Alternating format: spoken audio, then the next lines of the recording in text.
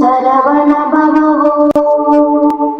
ஓம் சரவண பவோ திரு கஸ்ரீ ஸ்ரீயா அவனுக்கே ஸ்ரீதேவி நாச்சியார்னா அவனுக்கே தானும் அபாரமாக கொடுக்கிறாளாம். 2 பேர் கொடுக்கிறா. ஹிதமான மோட்சத்தை அவன் கொடுத்துருவான், பிரியமான செல்வத்தை அவன் கொடுத்துருவாள். இந்த 2யுமே சேர்த்தா தான் மனுஷனாக்க முடியும். இவர் எப்ப யார பார்த்த உடனே மோட்சம் கொடுக்குமான்னு கேட்டுட்டாள்னா ஒருத்தர் கிட்டக்கே வரமாட்டான். ஆறு வரப்பறா ஸ்ரீசூக்தம்னு இத்தனை பேர் உட்காந்துருக்கா.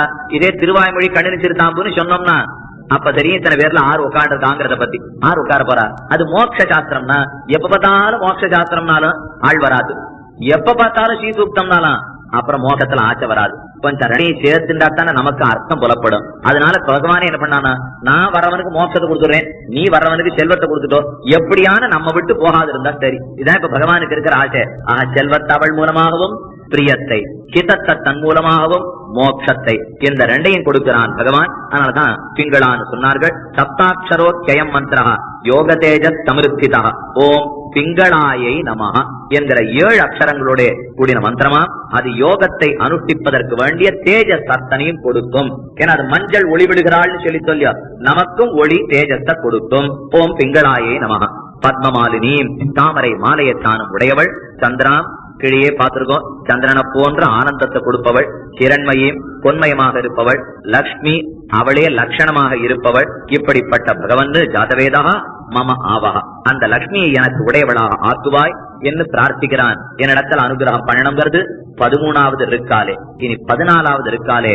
ஆர்திராம் புஷ்கரணியும் துஷ்டிம் சுவர்ணாம் ஹேமமாலினியும் சூர்யாம் இரண்மயீம் லக்ஷ்மியும் ஜாதவேதோம ஆவஹ மம ஆவஹ, எனக்கு அந்த லக்ஷ்மியை அனுகிரகம் புரிவளாக ஆக்குவாய்.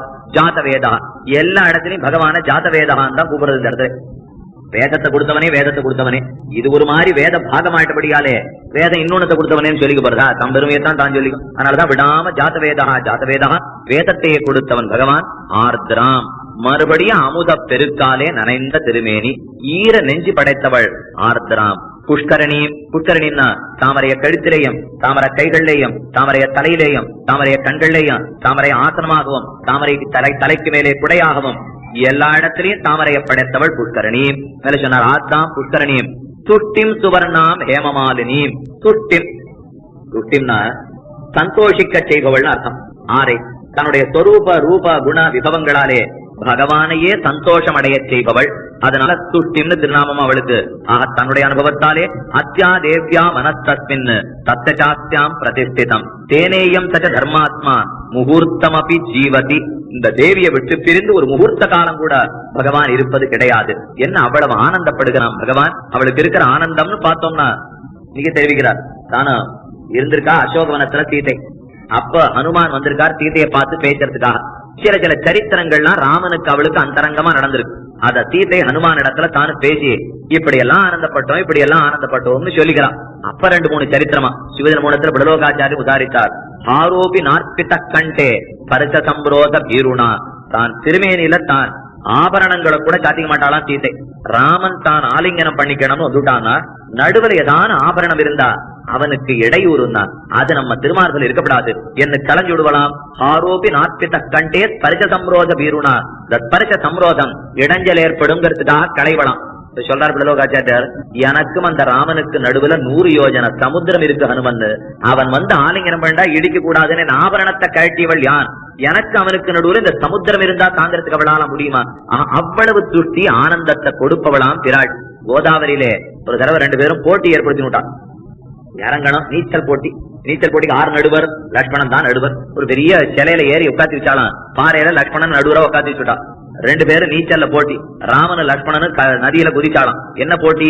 வேகமா அக்கறைக்கு போகணும், நீஞ்சி போய் அந்த பக்கம் தொடணும், அதிவேகமா திரும்பி வரணும். முதல்ல திரும்பி வந்து லட்சுமணன் உட்காந்துக்கிற பாறையை தொடராளோ அவர்கள் தான் ஜெயித்தவர்கள். இது போட்டி. குதிச்சா ராமன் புருஷோத்தமன் எவ்வளவு நீச்சல் கலையை கத்திருப்பான். வேகமா போனா பாதி தூரம் திரும்பி வந்துட்டான். பார்த்தா இன்னும் இந்த பாதியே தாண்டல சீதை. ராமன் நம்ம சீக்கிரம் போய் தொடுவோம் போதுக்கு ஜெயிச்சிருவோம் போதுக்கு ஒரு நிமிஷம் யோசிச்சான், யார ஜெயிச்சுன்னு இருக்கோம் இப்போன்னு. யாரோ ராவணன் வந்து காத்துட்டு இருக்கானா, சிசுபாலன் வந்து காத்துட்டு இருக்கானா, இல்ல கும்பகர்ணன் இருக்கானா ஜெயிக்கிறதுக்காக. உடனே எழுதி வச்சார் வைக்காதா, பத்னிக்கு தோற்பான் பரமரசிகன். பத்தினிக்கு யாரு தோற்கிறானோ அவன் தான் ரசிகனான், பத்தினியை ஜெயித்தவன அரசிகன்னா. ராஜிக்கு பூர்த்தியே கிடையாது. ஆற ஜெயிக்கணும்? இவர் ராவணன் வந்தா உள்ள ஓடி வந்துருவார். அவரை ஜெயிக்க போறதில்லை இவர் என்னைக்குமே. இவர் பத்தினியை ஜெயிக்கிறதுனால என்ன லாபம் பார்த்தா, ராமன் மூச்சு அடைக்கிட்டு நேர கீழே போய் உட்கார்ந்து சீதை வேகமா அந்த பக்கம் போய் தோட்டா. திரும்பி வந்து லக்ஷ்மணர் இருந்த பாறையை சொல்லிட்டு பக்கத்துல ஏறி உட்கார்ந்து விட்டான். ராமன் இப்பதான் மறுபடியும் மேல எழுந்து கிட்டக்க வரான். அப்ப சீதைவனை பார்த்து, பாத்தீங்கன்னா 6:60 எழுந்து வராரு. 6 தசரதகுமாரனா இருக்கணும், வசிஷ்ட சிஷ்யரா இருக்கணும், இக்ஷ்வாகு குல கொழுந்தா இருக்கணும், மனுகுலத்துல பிறந்த மகீபாலனா இருக்கணும், சக்கரவர்த்தி திருமகனா இருக்கணும், சீதைங்கிறவனுடைய மணாளனா இருந்திருக்கணும். என்ன வில்வித்தே, என்ன வாழ்வித்தே, என்ன நீச்சல் போட்டி, எவ்வளவழகா தெரிஞ்சிட்டு இருக்கான். லக்ஷ்மணா உன்னுடைய சமயனார் வராதே, எல்லாம் மறந்து போட்டாரோ கத்துனதெல்லாம். என்ன இவன் மெதுவா பேச ஆரம்பிக்கிறாளாம். லக்ஷ்மணனி இவளோட சேர்ந்துட்டான். இத்தனை நாடி ராமனை பத்தி பேசியிருந்தவன் இவளோட சேர்ந்துட்டு 2 பேரும் கேலி பேசி ஜாத்தஹாதா ரொம்ப அழகா தானு தெரிவித்தார். ஏறி உட்காண்டா. சிலாத்தலே பூர்வம் உபோபவிஷ்டா ஜாத்தஹாதா லக்ஷ்மண சன்னிதானம். லக்ஷ்மணனுக்கு பக்கத்துல உட்காந்து இப்ப சொல்றான் ராமன், லக்ஷ்மணா அன்னைக்கு அவ சிரித்தாலே அந்த சிரிப்பை நான் முன்னும் பார்த்தது கிடையாது, பின்னும் பார்த்ததில்லை. ஏன்னா ராஜ்யத்துல இருக்கிறதே மாமனார்களுக்கு பக்கத்துல அவ சிரிக்க மாட்டான், மாமியார்களுக்கு நடுவுல சிரிக்க மாட்டான். மந்த ஸ்மிதை அவ்வளவுதான் அவளுக்கு தெரியும். புன்சிரிப்பு ஒண்ணுதான் சீதைக்கு தெரியுமே தவிர இப்ப யாரும் இல்லைங்கிற தைரியம் சீதைக்கு. என்னோட ஜாத்தஹாதா வாய்விட்டு சிரித்தாளாம் சீதை. அந்த சிரித்த சிரிப்போட இன்னைக்கு கொண்டு சமர்ப்பித்தால் உலகத்தை விட்டு வைப்பேன், இல்லன்னா உலகத்தையே அழிச்சுடுவேன் தான் ராமன். இதெல்லாத்தையும் இப்ப ஹனுமான் இடத்துல பேசிட்டு சீதை. ஹனுமன் இப்படி ஆனந்தமா நாங்க 2 பேர் இருந்தோம், இதை நினைக்கிறா. முதல்ல பேச ஆரம்பிக்கல சீதை. இந்த கதை மனத்திரையில அவளுக்கு ஓடிட்டு இருக்கு. கொஞ்ச நாள் சிரிக்கிறா, கொஞ்ச நாள் அழறா. முன்னாடி பாத்துட்டு ஹனுமானுக்கு ஏன் சிரிக்கிறான்னு தெரியல, வேற அழறான்னு தெரியல. தேவி எதுக்கு சிரித்து அழுகிறாயின்னு கேட்டார். இந்த கதையை சொல்லிட்டு இந்த மாதிரி நாம ஆனந்தப்பட்டோம்னா சிரித்தேன், ஆனா இன்னைக்கு அந்த ராமன் அருகிலே இல்லைன்னா அழுதேன். இந்த 2 மாத்தி மாத்தி தானே சிரித்தாள்.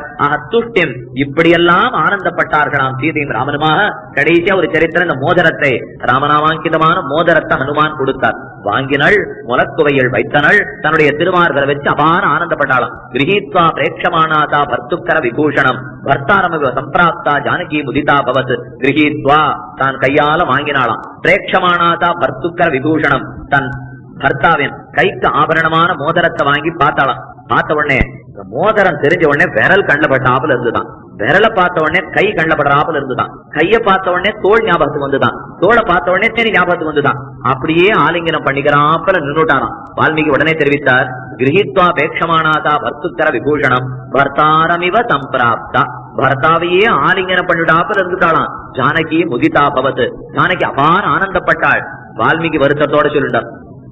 ஏன்னு கேட்டா, ஐயோ கண்ணை திறந்து பார்த்து அங்க ராமன் இல்லேன்னு தெரிந்தா என் பெண்ணு எவ்வளவு துடிப்படும். இதான் இப்ப தகப்பனார் ஸ்தானத்துல இருக்கிற வால்மீகி வருத்தமாவும். அவர் தானே பெண்ணாட்டம் வளர்த்தாரு இந்த சீதையை தன்னுடைய ஆசிரமத்திலே. இவ கண்ணை திறந்து பார்த்துட்டாள்னா என் பெண்ணு எவ்வளவு துடிக்க போறாளோ.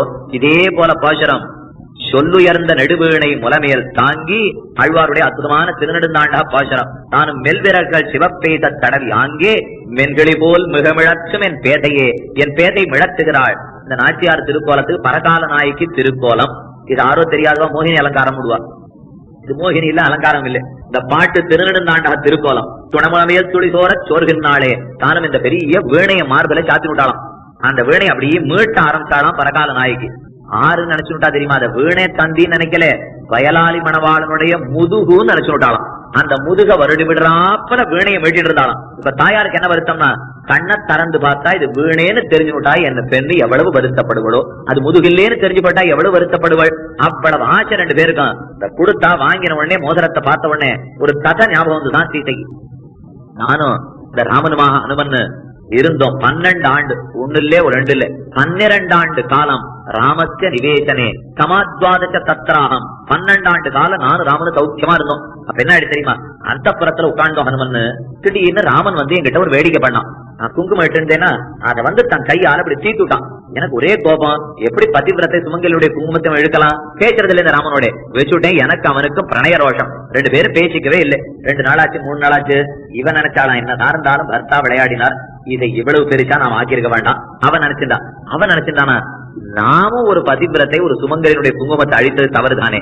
அவனும் புரிஞ்சுட்டான். 2 பேரும் ஒருத்தருக்கு ஒருத்தர் பேசணும்னு ஆசை. ஆனா என்னன்னா, அத்த ஈசானா ஜெகதா விட்டு பத்னி நான் போய் பேசுறதான்னு அவனுக்கு எண்ணம். பதிம் விஸ்வசி ஆத்மேஸ்வரம் நாரு இவனிடத்துல நான் போய் பேசுவேனான்னு அவனுக்கு எண்ணம். ஒருத்தருக்கு ஒருத்தர் அவன் ஈஸ்வரன்னா இவ ஈஸ்வரி, அவன் தேவன்னா இவ தேவி. எல்லா வைபவம் அவளுக்கு தகுந்து இருக்கிறபடியாலே 2 பேரும் பேசல. ராமன் திடீர்னு என்ன பண்ணானா, ஒரு மோதிரத்தை கையில போடலாம். இதே மோதிரம் இந்த மோதிரத்தை மெதுவா கழட்டி கீழே போட்டான். என் மோதிரத்தை 2 நாளா காணும், தேடி தேடி பார்த்தேன், ஆனாலும் கிடைச்சா எடுத்து கொடுக்கலாம் என்று சொன்னானா ராமன். நாளுக்கு நாள் என்னை ஊக்குவித்து மேலும் மேலும் இறைப்பணியில் ஈடுபட வைக்கும் எல்லா சந்தாதாரர்களுக்கும் பார்வையாளருக்கும் என் சிறந்தார்ந்த வணக்கத்தை தெரிவித்துக் கொண்டு மீண்டும் அடுத்த நிகழ்ச்சியில் உங்களுக்காக தினமும் இறை பணியில் பாடுபடும் முருகனடியார்கள் சீனிவாசன் விஸ்வநாதன். வணக்கம். வெற்றிவேல் முருகனுக்கு கரோகரா, வள்ளிமலர் கரோகரா, கச்சிம்ப சன்மான் கரோகரா.